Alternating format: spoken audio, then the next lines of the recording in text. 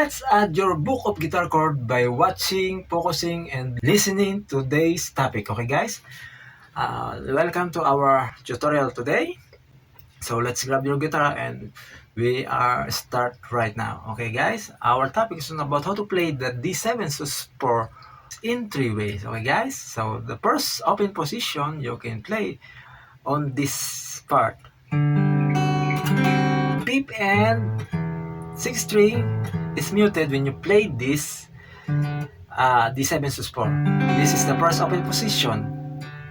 I hope you follow on this. Okay, and we have the next open position.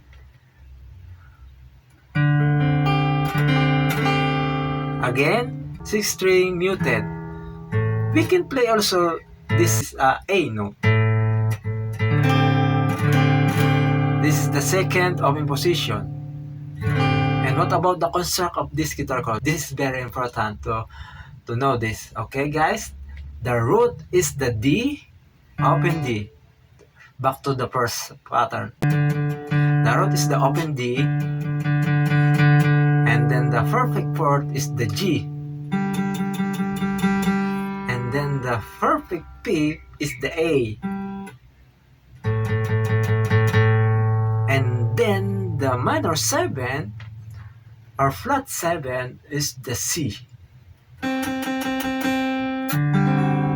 This is the construct of the D7 suspended chord. Okay, guys? I hope you are follow to this. And this another shape. Anyway, this chord is used by the band Chicago, original by Chicago. Hard to say, I'm sorry, and then remixed by the, I think it remixed by WaysLearn. Okay, if you are familiar to the band Chicago or WaysLearn. Okay, guys, hard to say, I'm sorry. Okay, I think you know this song.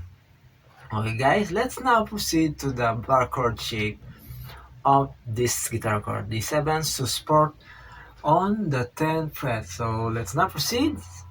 Okay, guys, so just make a bar your index finger. So just be patient because this is a bar chord. It's so very hard. So try to bar your index finger on the 10th fret, and then your middle finger on the 12th fret of A string, your ring finger on the G string, and then your pinky to the B.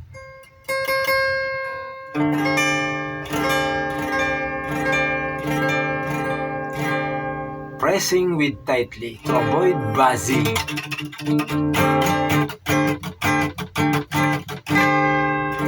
This is the bar chord D7 or D dominant 7 sus4. Okay, guys? If this lesson helps you, let's try to subscribe, follow, like, and share. Okay, thank you for watching.